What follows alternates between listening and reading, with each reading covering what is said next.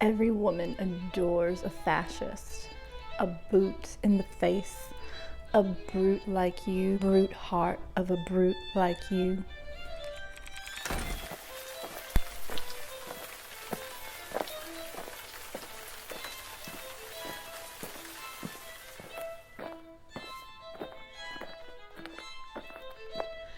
Good morning and welcome to Lost for Words, where we are exploring great women poets. I am Sarah Woods, and this week we are diving into the poetry of Miss Sylvia Plath. This is a book of her collected poems, and today we are going to be exploring one of her most famous poems, and to me, one of her most disturbing poems. It is the poem, it is called Daddy, and it's number 183 in this book. In this poem, we're going to get up close and personal with Sylvia Plath's feelings with some of the men in her life, including her father and her husband. And this poem that we're going to explore of hers is one that they consider confessional poetry. So it's written sort of from her perspective, and it's confessing her feelings about something. I believe she is well known for being one of the first of in a generation of people who started writing like this. We'll go ahead and read it. It's poem number 183. Okay. You do not do any more black shoe in which I have lived. Daddy, you do not do any more black shoe in which I have lived like a foot for 30 years. Poor and white, barely daring to breathe or Achoo. Daddy, I have had to kill you. You died before I had time. Marble heavy, a bag full of God, ghastly statue with one gray toe big as a Frisco seal, and a head in the freakish Atlantic where it pours bean green over blue in the waters off beautiful Nauset. I used to pray to recover you, Achoo, in the German tongue in the Polish town, scraped flat by the roller of wars. But the name of the town is common. My Polack friend says there are a dozen or two, so I never could tell where you put your foot, your root. I could never talk to you. The tongue stuck in my jaw. It stuck in a barbed wire snare. Ick, ick, ick. I could hardly speak. I thought every German was you, and the language obscene, an engine chuffing me off like a Jew. A Jew to Dachau, Auschwitz, Belsen. I began to talk like a Jew. I think I may well be a Jew. The snows of the Tyrol, the clear beer of Vienna are not very pure or true. With my gypsy ancestress and my weird luck, and my Tarek pack, I may be a bit of a Jew. I have always been scared of you, with your Luftwaffe, your gobbledygoo, and your neat mustache, and your Aryan eye bright blue. Panzerman, oh you. Not God, but a swastika, so black no sky could squeak through. Every woman adores a fascist, the boot in the face, the brute heart of a brute like you. You stand at the blackboard, Daddy, in the picture I have of you, a cleft in your chin instead of your foot, but no less a devil for that. No, not any less the black man who bit my pretty red heart in two. I was 10 when they buried you. At 20, I tried to die and get back to you. I thought even the bones would do. But they pulled me out of the sack and they stuck me together with glue. And then I knew what to do. I made a model of you, a man in black with a Mein Kampf look and a love of the rack and the screw. And I said, I do. So, Daddy, I'm finally through. The black telephone's off at the root. The voices just can't worm through. If I've killed one man, I've killed two. The vampire who said he was you and drank my blood for a year. 7 years if you want to know. Daddy, you can lie back now. There's a stake in your fat black heart, and the villagers never liked you. They are dancing and stamping on you. They always knew it was you. Daddy, you bastard, I'm through. Okay, so that was a very heavy and dark piece of poetry. I think if you were to think about writing something to your father, an ideal poem about your relationship to your father or your relationship to your husband, this is quite the opposite of what you would hope for someone to write. Can you feel Sylvia Plath, like this conflicted feeling that she has, almost like her inner child that wants to like worship her father, love her father, need her father, that little girl with this woman or this other part of her that feels tortured by him in some way, that wants nothing more than to get rid of him. And then you take those two like intense emotions and then you like push them into each other and voila. I feel like that's what you get in this poem. So to me, I think it's fascinating the rhyming that she has going on in this poem, like the rhythm. It starts off with, you do not do any more black shoe in which I have lived like a foot for 30 years, poor and white, barely daring to breathe or achoo. So you have this like it has a very hypnotic kind of feeling rhythm to me, and it also has this childish feeling about it in her rhyme. You do not do any more black shoe.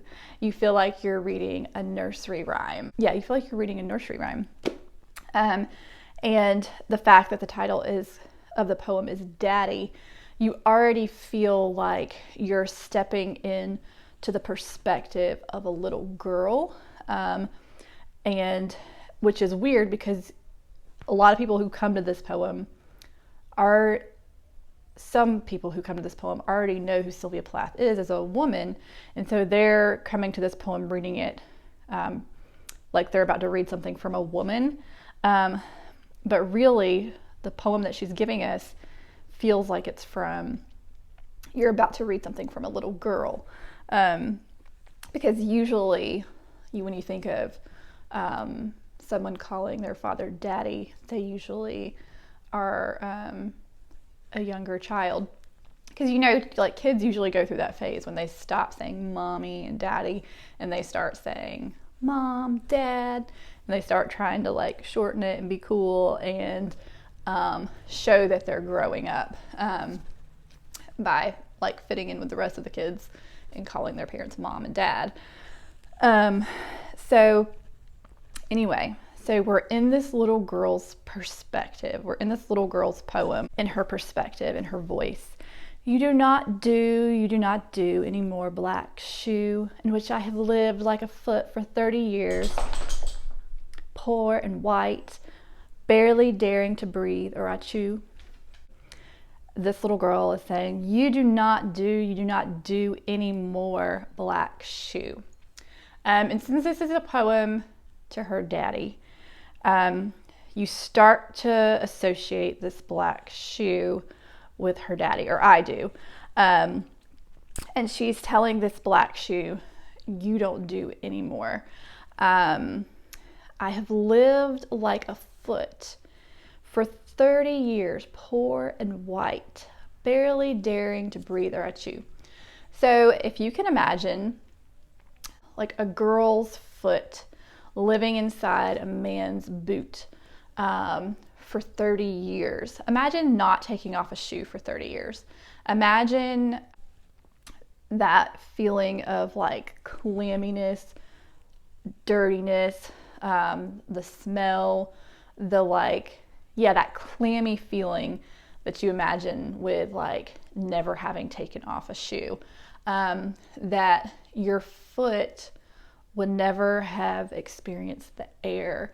It would have never experienced walking in the sand at the beach or letting the waves crash across your toes. It would have never experienced walking in the grass and feeling, you know, that crunchy feeling beneath your feet. It would have never walked in garden soil where your foot sinks down into the dirt.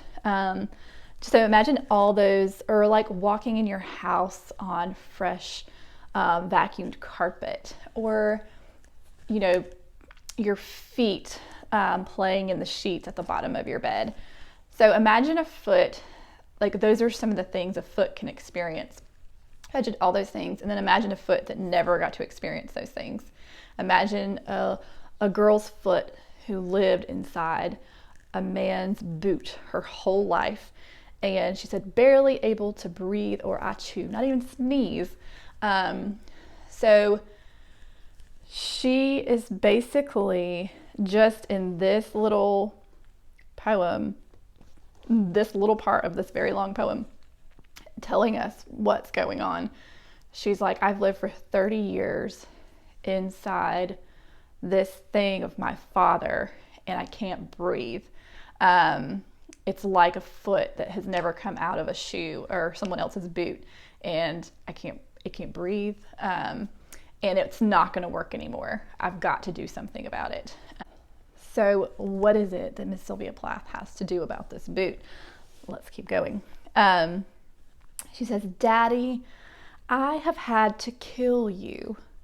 You died before I had time. Marble heavy, a bag full of God, ghastly statue with one gray toe, big as a Frisco seal, and a head in the freakish Atlantic where it pours bean green over blue in the waters of beautiful Nauset. And I used to pray to recover you, Achoo. So the thing that she tells us is, I've been in this shoe for 30 years. My feet can't breathe, and it's not going to work anymore. Daddy, I have had to kill you. And so you're like, whoa, like you've got this little girl's voice saying she's been alive for 30 years, but still with this little girl voice. And she's saying, Daddy, I have had to kill you. And then she says, you died before I had time. And then there's like a long line, like dash after that. Sylvia Plath's father, he actually died when she was about 8 years old, I believe, from complications with diabetes. I feel like he was very stubborn and wouldn't go to the doctor. And his foot, I think is it gangrene? Anyway, he ended up having to have his leg amputated because his foot was so infected. And then he died like a little bit after that. So she describes her father, she describes she has to kill him because he died before she had time. So that's kind of like gives you whiplash. She's like, I've had to kill you because you died before I had time. for me, that's a weird sentence. She's telling us what she has to do to get rid of the boot. I've had to kill you. You died before I had time.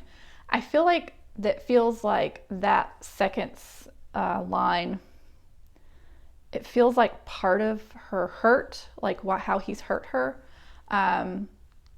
Part of why she's lived in the boot for 30 years. I don't know. That sentence, that whole little sentence sort of, it just tells you two things. She's got to get rid of him, or she is killing him, or has killed him. And it lets us know that he died while he's actually already dead. So maybe the kind of killing that she's had to do is like a spiritual one. Like maybe he physically died when she was younger, but now she's having to kill him in a different way, psychologically. She said, "You are marble heavy, a bag full of God. Ghastly statue with one gray toe big as a Frisco seal." So now you are starting to get a picture of this man, marble heavy. So you're starting to get a picture of a statue. She says, a bag full of God. And this is God with a capital G. So you start to get this idea. A statue is something that is like bigger than life, something that's like being remembered for some greatness, or you know what I mean? And then she calls him a bag full of God. So for me, when she's moving into that kind of language, it feels like she is saying like, this is how much, I don't know, like if this is how much he thought of himself, or if this is how much she thought of him. But it's almost like a feeling of worship. And a feeling of like God, if you think about something being God in somebody's life, or being God, God is bigger than everybody else. God makes everything happen. The world revolves around, like God is the one who orchestrates everything. Do you know what I mean? When you think of God, you think of somebody who's in control of everything, somebody who's worshipped, and depending on your view of God, like if you believe in God, you could see God as good or bad, I don't know. So you start to see that her father has this, a bag full of God. That means he is, for me, it makes me think that there's something about him that is more powerful than everybody else, more worshipped than everybody else, more in control. I don't know. I feel like that sort of depends on your view of who God is. If you were to call another person God, a bag full of God, that's an interesting phrase. And so she calls him a ghastly statue. So that doesn't conjure a beautiful statue. That's like I don't know, like terrible, you know, with one gray toe big as a Frisco seal. So then you imagine him as a statue that's like terrible looking, and one toe that's as big as a seal. And I feel like I've read somewhere that might be because that's where his foot started to like get the gangrene or rot because of the diabetes, and because he wouldn't go to the doctor or get help for it, he basically killed himself. If he had gone to the doctor early, he could have saved himself, but because he didn't, he ended up dying from that toe. So you see you got one toe as big as a Frisco seal, his head in the freakish Atlantic, where it pours green bean over blue in the waters of beautiful Nauset. So I think she was born in Massachusetts, and Nauset is, I think, a bay maybe, that's off the coast of Massachusetts. And she says there she used to pray to recover him. So she tells us he's marble heavy, bag full of God, a ghastly statue, one gray toe as big as a Frisco seal, a head in the freakish Atlantic. She's using words that are very, like, to me, disturbing. Like, she describes the being green over blue, which is beautiful, in the waters of beautiful Nauset. But then the Atlantic Ocean, or when she says the Atlantic, she calls it freakish. So there's like this weird mix of like beauty and terribleness that we've got going on. But she says, I used to pray to recover you. So you feel her as a little girl. She said, Daddy, I've had to kill you. You died before I had time. And I used to pray to recover you. So those are all very conflicting feelings. I've had to kill you. So first of all, I've had to get rid of the boot that I've lived in for 30 years, which is him. I've had to kill you. You died before I had time. And I used to pray to recover you. So she's letting us know that he died before, she's letting us into a little picture of him, his death, how it affected her, that his dying too early really affected her. And she, you can feel her longing to get back to him. I used to pray to recover you. But since then, some things have changed, because at the beginning of the poem, she is letting us know, I'm done living in this boot. Daddy, I've had to kill you. But when I was younger, I used to pray to recover you. It says, in the German tongue and the Polish town scraped flat by the roller of wars, wars, wars. But the name of the town is common. My Polack friend says there are a dozen or two. So I could never tell where you put your foot, your root. I could never talk to you.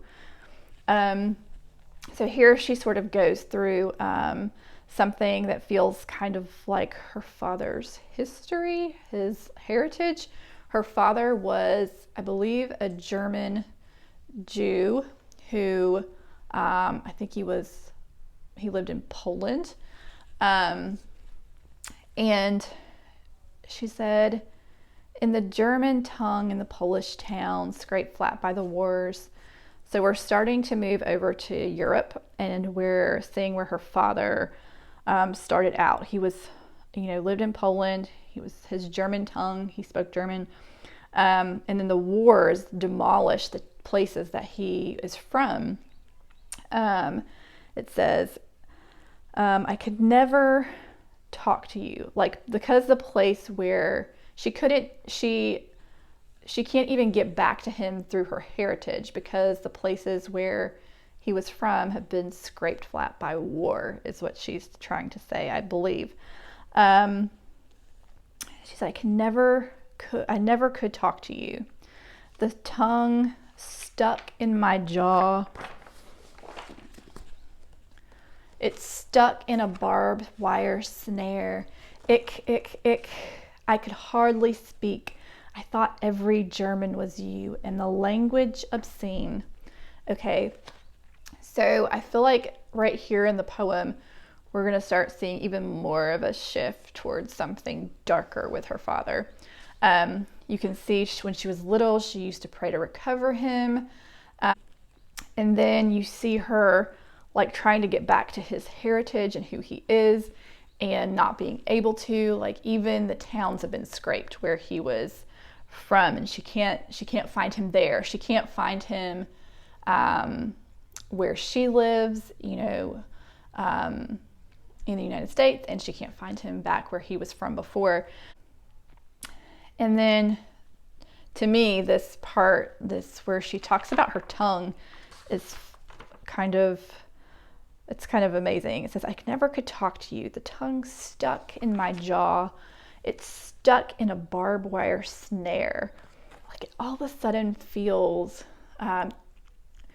because of her already talking about the wars that like scraped his towns flat, and then you hear about her tongue stuck in a barbed wire snare.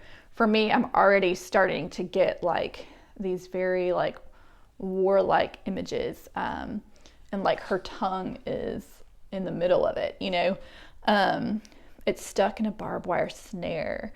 ich. And that means that's her trying to speak in German, which is her father's language. And she's saying, her tongue is stuck in a barbed wire snare. I could hardly speak. So it's like you can find her trying to get back to her father, but she can barely even speak.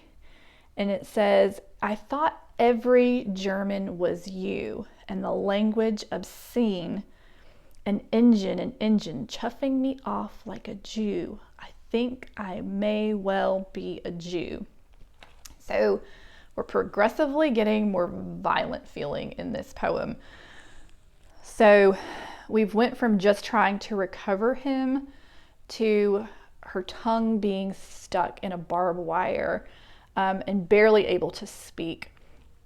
And then because of his German language and heritage, she starts to see him in every German that she sees.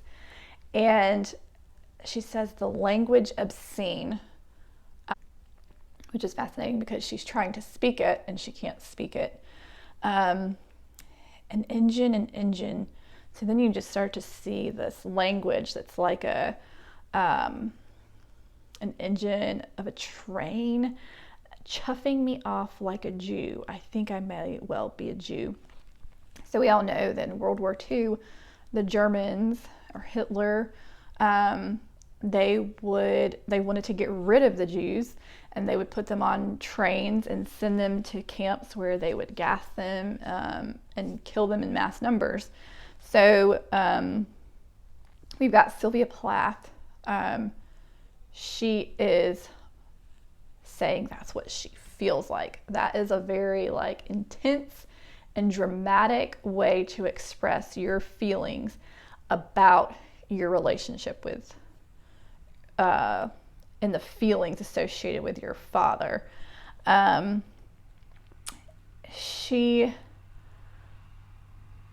she looks at every German person, she sees her father, and has this sense of being a Jew put on a train. So then it says, the snows of the Tyrol, the clear beers of Vienna are not very pure or true. With my gypsy ancestress and my weird luck and my Tarek pack, I may be a bit of a Jew. So Tyrol, Vienna, I believe those are parts of Austria. And I believe Sylvia Plath's mother was Austrian. So to me, this sort of feels a little bit like we've gone through some of her father's heritage, and this to me feels like a little bit about her mother, that's just thrown in there to me. I might be completely wrong. And her identity relating to her mother's identity in this relationship, or in herself maybe, I don't know. But she says, but it was also, this country I believe was taken over by the Germans in World War II. So she is saying, the snows of the Tyrol, the clear beers of Vienna are not very pure or true. With my gypsy ancestress and my weird luck and my Tarek pack, I may be a bit of a Jew. So basically this is more language describing herself as someone the Germans would want to take over. She's relating herself to gypsies and Jews even more. And she says, with my gypsy ancestress and my weird luck and my Tarek pack. I looked up Tarek pack, and that's basically, I think that's a deck of tarot cards, pack of tarot cards. So to me, when I think of tarot cards, I think of somebody who's trying to understand their future or their past, or I think of sort of like a fortune telling kind of thing. I don't know a lot about tarot cards, but that she's saying her weird luck and her tarot pack, or her tarot cards, I may be a bit of a Jew. To me, for some reason, I could be totally wrong about this. For me, that little section feels like a sense of like,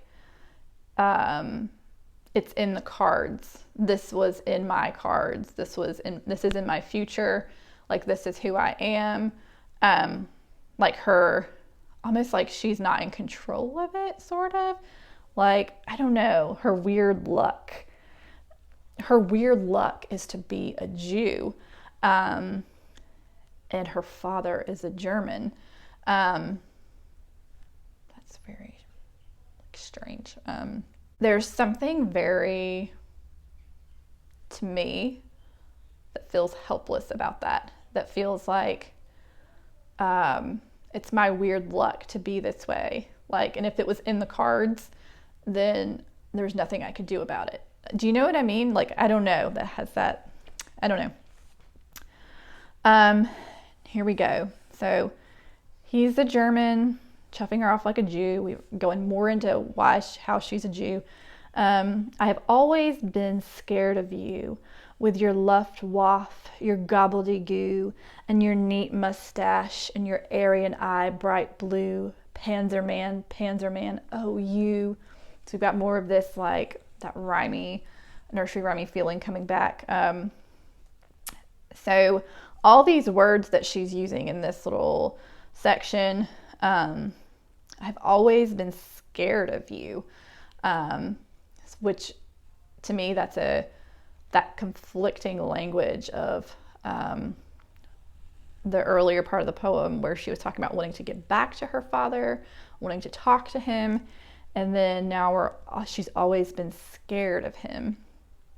And she's with your Luftwaffe, I don't know if I'm saying that, but that is, I believe, the German Air Force.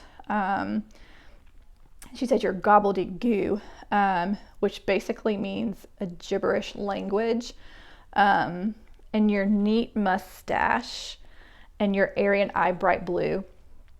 So she's relating him to the German Air Force, his language of gibberish that she can't understand. And then the way she describes his look with his mustache and his Aryan eye, bright blue, you start to get a picture of the ideal German man. And she says, Panzerman, oh you. Panzerman, I believe, were German tank drivers in World War II. So she has conjured this vision of sort of a terrifying man that from World War II, who is German, who is perfectly ideal German, who thinks he is God, and she's a Jew. So if he is that, then he wants to get rid of her, then he's out for her destruction, he's out for her torture. There's no room for her in this person's world, which is very, like, to me, that's very intense. Panzerman, oh you. Not God, but a swastika, so black no sky could squeak through. So earlier in the poem, she says he's a bag full of God. And then right here, she kind of flips it and she says, not God, okay, but a swastika. And then we all know, like, a swastika was a flag that the Nazis used. And so that flag, I mean, everything that it represents is like terror,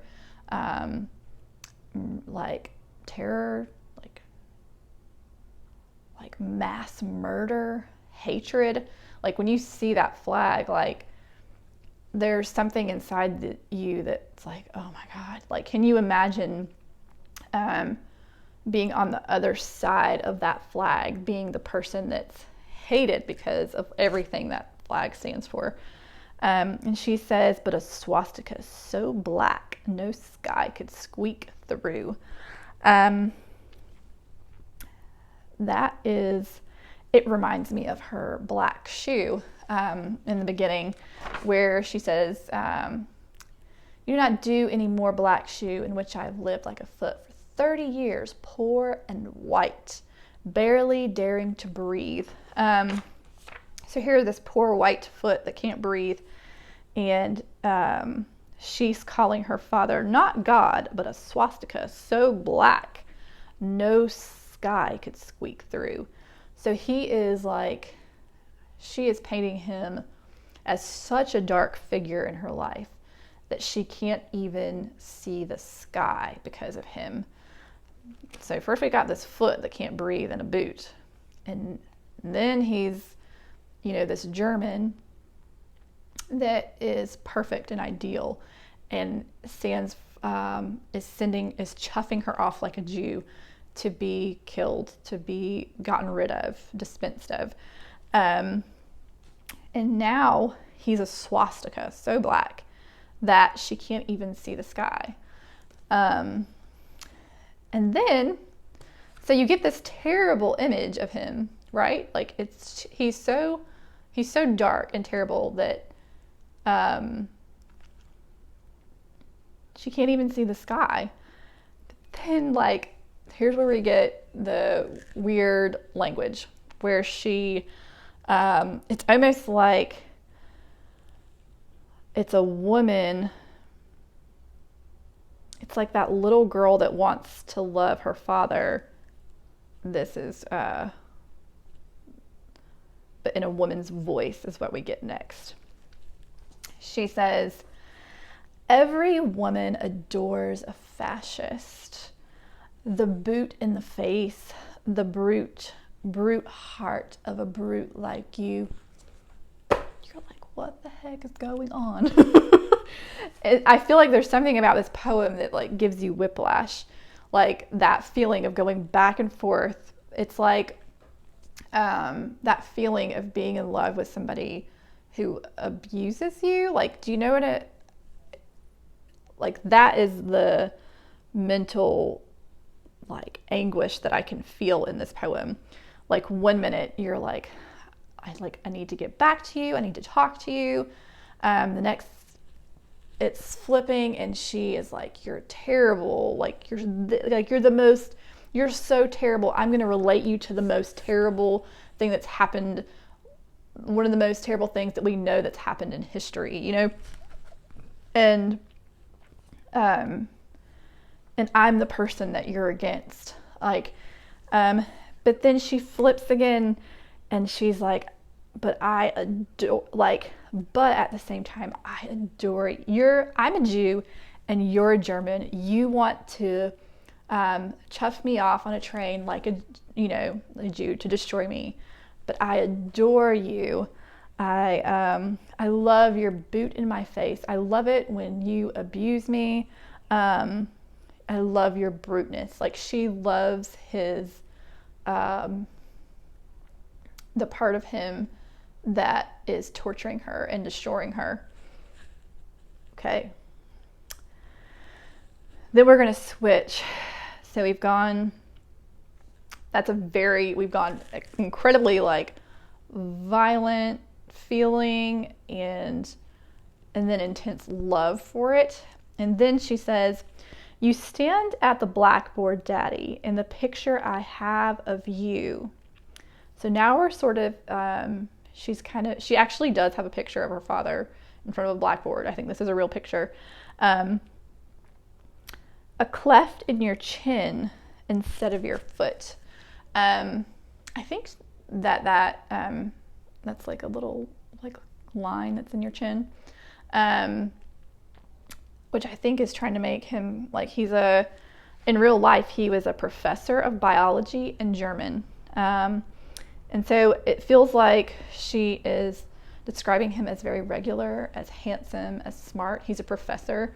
he's got the cleft in his chin instead of your foot. I think I saw somewhere that a cleft in the foot would refer to like a goat or the devil. I'm not sure. But she's saying that he has the cleft here, not in his foot, not like the devil, but no less of a devil for that. No, not any less the black man who bit my pretty red heart in two. So she's flipping around on us again. She's painting this regular picture of him as a professor, in front of the blackboard. And then he's like, this handsome man with a cleft in his chin. But then she says, instead of your foot, but you're no less a devil. No, and not any less the black man who bit my pretty red heart in two. So here again, we have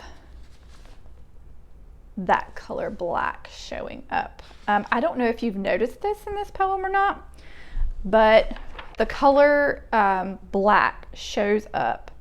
Let me see, how many times was it? 1, 2, 3, 4, 5, 6. 6 times in this poem in reference to her father and his sense of like darkness, evilness, oppressiveness.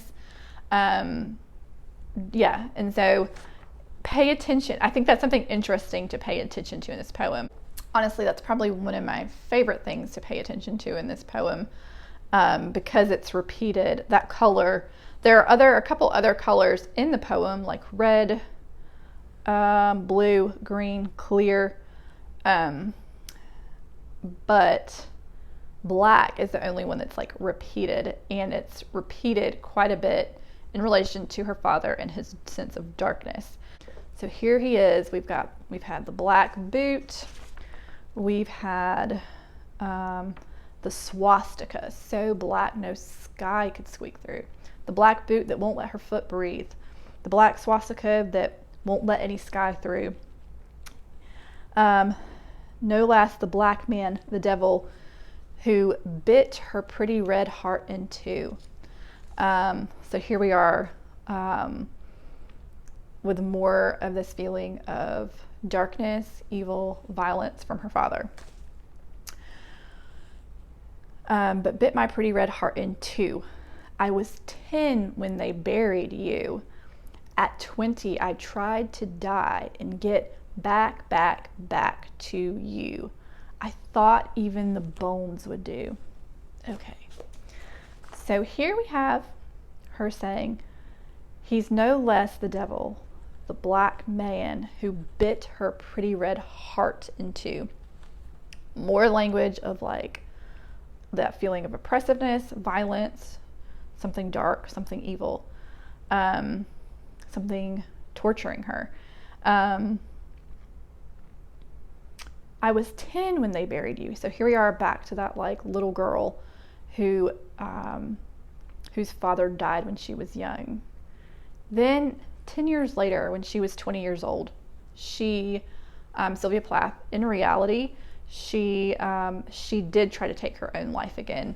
I believe she took a bunch of some kind of pills and she went underneath her porch of maybe her mother's house, and tried, and I believe she was under there for 3 days. But I guess she threw it all up and she ended up living. But she's talking about this experience when she was 20. She said, I tried to die and get back to you. I thought even the bones would do. So then all of a sudden, we've got this dark, oppressive man, and then we have this little girl who is still 20 years old, and she is still trying to get back to her father who died when she was 10. And you can kind of, like, you can feel her longing. And She said, at 20, I tried to die and get back to you. I thought even the bones would do. For me, like at this moment, I feel like I can imagine her just like holding on to his bones and like, I mean, like I would do anything just to be close to you, anything just to have your bones. Like, I don't know. To me, that's a very sad line. It says, but they pulled me out of the sack and they stuck me together with glue. So after she attempted suicide, I'm believing this is her experience of like maybe therapy, probably being in the hospital. She's describing them trying to put her back together and like help her get better. She said, after, let's see, but they pulled me out of the sack and they stuck me together with glue. So you imagine, for me, that's like glue isn't something you use on humans, like to put them back together. Like, to me, when she says that, I imagine somebody, like, whenever I've put something together with glue, it always falls back apart. Do you know what I mean? Like, glue is not going to hold a human together. Even like little things that you try to put together with glue, like the glue doesn't last. Like, I don't know. But she says anyway, they put her together. They put her together with glue. Glue is something you use on things that are crafts or like on broken things, but it doesn't always. I don't know. It's not really fixed. Do you know what I mean? It's still broken, but just held together. So she's held together. After they'd done this, she says, and then I knew what to do. I made a model of you. To me, this, like, I guess this little section is like, this is really sad to me. Because you can feel her sense of like needing her father so badly, needing to get back to him, needing to talk to him, not being able to, and you can feel her sense of being tortured by it. So she's so desperate for it. She says, I made a model of you, a man in black with a Mein Kampf look. Here we have the word black again. It's been associated with her father this whole time. It's been associated with the boot, the black sky, and the black man who bit her red heart in two. So now she's made a model of her father, a man in black with a Mein Kampf look. So there's the black, and then the Mein Kampf, that's a German word. I think that's the word for the German Reich. I don't know. I forgot to write that down. So it's that association with the German again. So that man who is a fascist, a brute, that man who wants to destroy Jews, and she's a Jew. So she rebuilt this. She made a model of her father. And a man in black with a Mein Kampf look and a love of the rack and the screw. So now you imagine this man who is dark, German, and he loves to have sex, I guess, with her. And she says, I said, I do. So when do you say I do? It's when you get married. And so Sylvia Plath has made a model of her father, and she hasn't married it. Like, wow, this couldn't get any darker. Yeah, now it's darker. So, Daddy, I'm finally through. So it's weird. It was like, so Daddy, I'm finally through. Okay, so she's done all this to get back to her father. She tried to die to get back to her father, and couldn't do that. So she made a model of him and then married him. So Daddy, I'm finally through. Okay, that's it. We're done. I've got what I've wanted. I've got my father. I've got my father back. I've got this man that I am longing to talk to, who is a tyrant back in my life. Like, lovely. This is gonna go well. No. It says the black, we got the color black again. The black telephone is off at the root. The voices just can't worm through. So now we've got a telephone that's black. So if a telephone is where you're connected to someone, where their voice is in your ear and they're talking to you, it says the black telephone is off at the root. The voices just can't worm through. So she's through.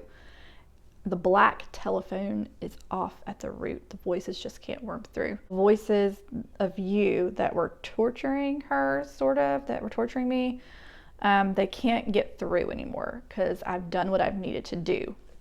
That's what I feel. I don't know. Okay. So you can't quite tell where she's going right there, or I couldn't. But then she says, if I've killed one man, I've killed two. So now we're back to her killing her father. So I feel like that makes a little bit more sense. So then she made a model of her father, married him. And so she says, Daddy, I'm finally through. If I've killed one man, I've killed two. So the black telephone off at the roots, I guess that has a sense of like, of her cutting his voice out of her life. And it says, if I've killed one man, I've killed two. The vampire who said he was you. So now she's not only killed her father, she is killing her husband. Is where we're headed with this, because she's made a model of her father and married him. And she said, if I've killed one man, I've killed two. The vampire who said he was you and drank my blood for a year, 7 years. If you want to know, Daddy, you can lie back now.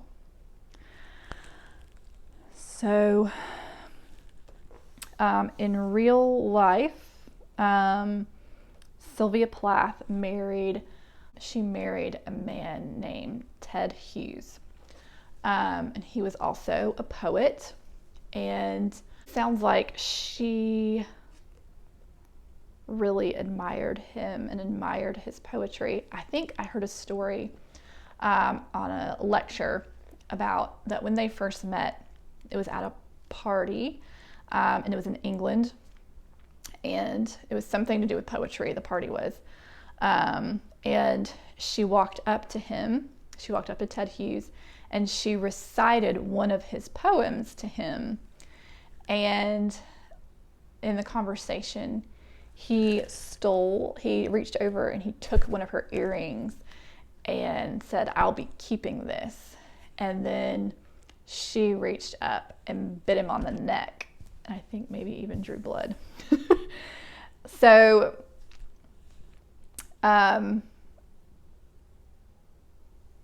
even in the very beginning of their meeting, like you can feel this very strange,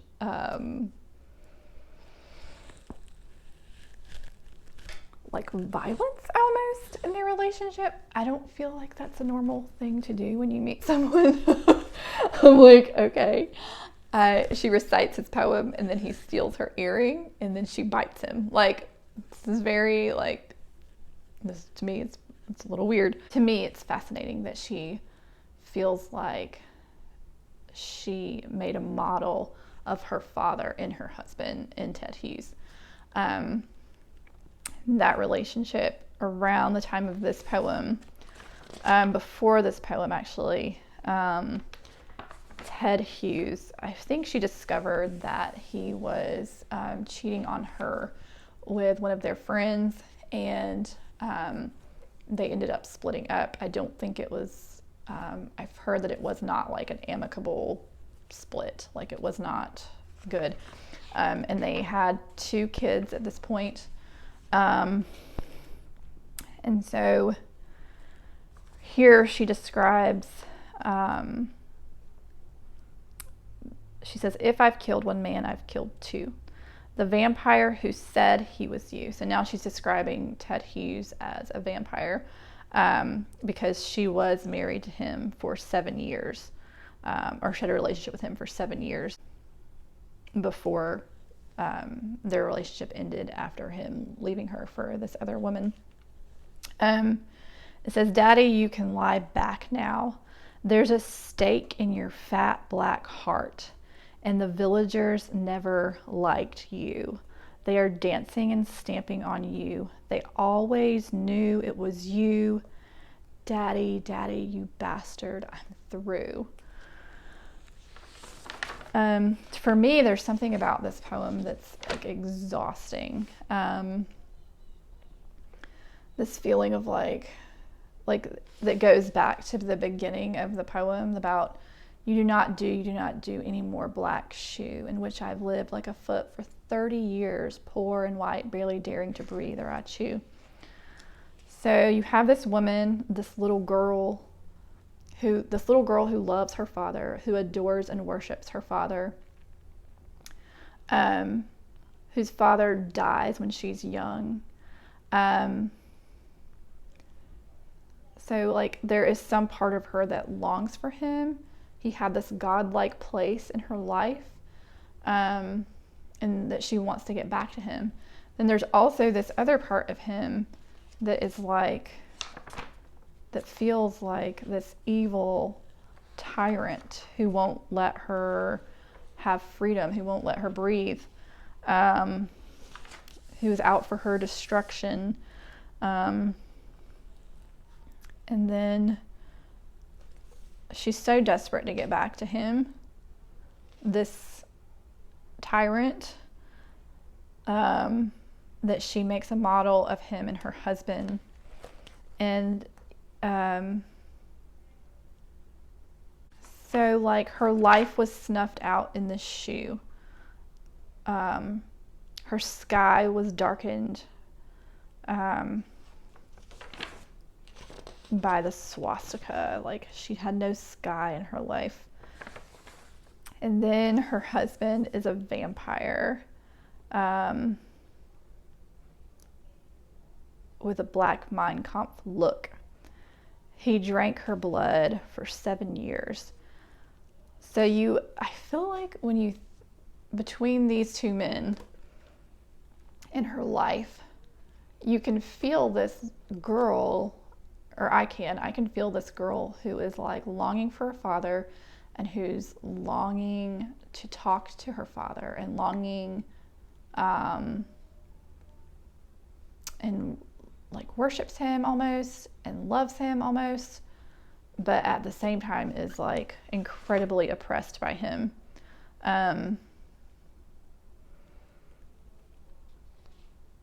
And because of his oppression, she has had to get rid of him, psychologically and literally. Like, which is just funny, because like if Ted Hughes, if he cheated on her and the relationship ended because he left her, to me that's fascinating. There's something very psychological about this, more so than physical, because Sylvia Plath's father, like, she didn't have any control over her father dying, and so he left her because of death, and then Ted Hughes left Sylvia because of loving another woman. So it's funny to me that she is describing killing them, that she's having to kill them, when in reality it feels like they're killing her. Do you know, can you feel that at all in the poem? For me, because of the way that both of those relationships ended, to me it doesn't seem like it was something that she wanted to end. So for me, the killing of this father figure, her husband figure, feels more psychological, like a psychological killing of them, trying to get them out of her head, if that makes any sense. Because it's almost like if she can't kill them, if she can't get them out of her head, she can't breathe. If she can't get the shoe off of her foot, she won't be able to breathe. If she doesn't get the swastika out of her sky, she'll never see the sky. And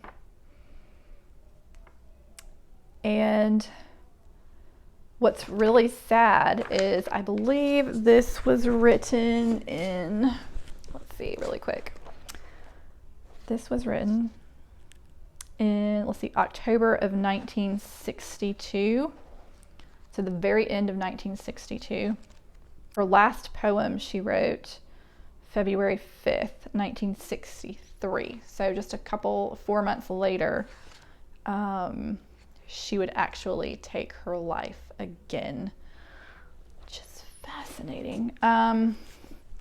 It's terrible, but if you think about it, when she was, I think when Sylvia Plath was very little, she also tried to take her life, maybe around 10 years old. I don't know much about that story, but I feel like I did read that. So then again, when she was 20, she tried to take her life to get back to her father. And so here, I don't think it's been that long since her relationship with Ted Hughes has ended. So she made a model of her father, and that has not worked out. He's left her for another woman, and she is actually living alone with her 2 children in a flat in England. I think it was actually, is it W.B. Yeats that he actually lived there at some point? During a very harsh winter, where she and her children, I believe, were all like taking turns getting really sick. So it was a very hard winter. So 4 months before she took her life and succeeded, she wrote this poem. It's interesting that, to me, she had tried to make a model of her father, and that had not worked out, and that her suicide wasn't long after this poem. It makes me wonder if, psychologically, she was saying she killed her father 2 times,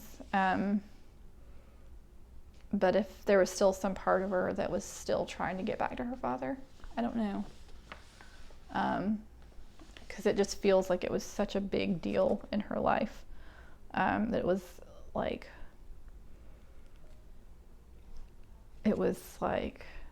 it took over everything inside of her.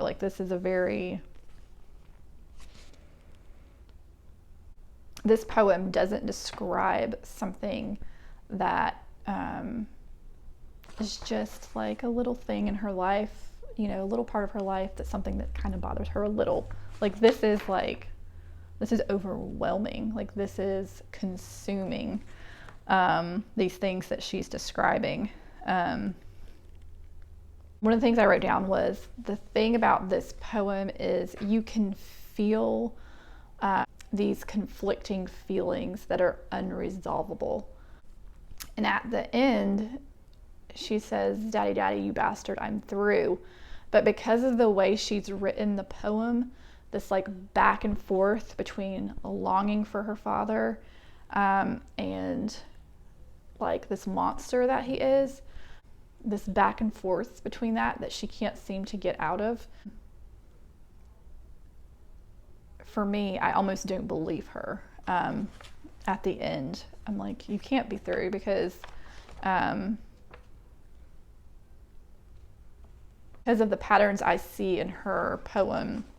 I feel the back and forth between the love and the hate, the longing and the being oppressed. And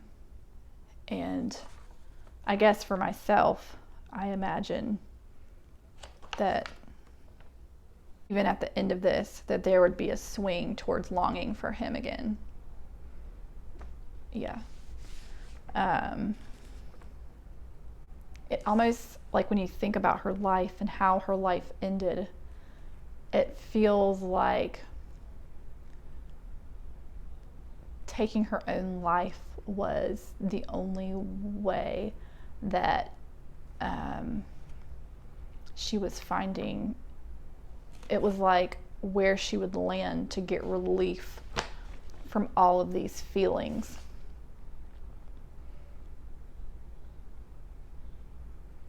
It's like there was something that she really, really needed to resolve with her father. I think whenever one thing I would recommend is this poem is recorded in Sylvia Plath's voice, and I'll put a link to that at the end of this video, so you can go and you've got to listen to it, because it hearing her speak this poem is like incredibly like eerie and haunting and like a little bit terrifying and sad.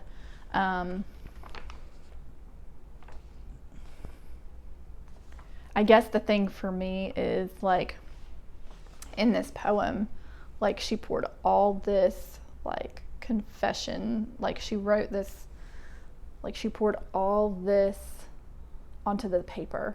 Like, she gave us, like, so much of what was going on inside of her. And I think it just makes me wonder, for her, in real life, like outside of her making art, like what would have helped her to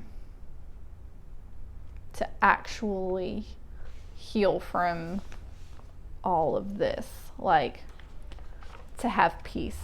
I'm like, surely suicide wasn't the only relief for Sylvia Plath. That surely there was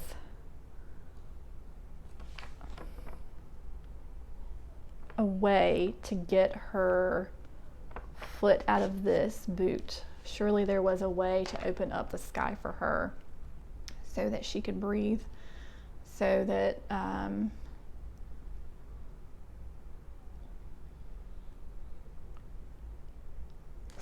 she could have peace in her life. I don't know. Anyway, I think I'm going to stop here, but I'd be curious about things that stood out to you in this poem, and I guess I'd be curious about your perspective about these conflicting feelings of desperately needing someone and loving someone and being oppressed by someone and needing to kill them or hating them. Yeah. What do you think about those conflicting feelings? And do you think those things are resolvable? Like, how does a woman resolve those feelings?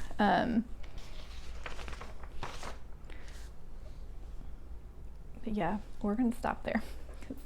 I have a feeling we're going to have some more poems that have to deal with men and her father. So, fun times exploring all the wonderful daddy issues. But it makes me think, if this poem is this popular, that there must be a lot of women out there who relate to this poem. And even there has to be a lot of humans that relate to this poem for it to be as popular as it is. That's what happens with poetry. Like if something becomes that popular, then it's like touched a nerve somewhere. So it just makes me wonder how many people have people in their lives that they love and desperately need, but also feel oppressed by. I don't know. It's an interesting thing to think about. But I gotta go. I love you all and thank you for joining me. I hope you have a great week and I will see you again next time. Goodbye.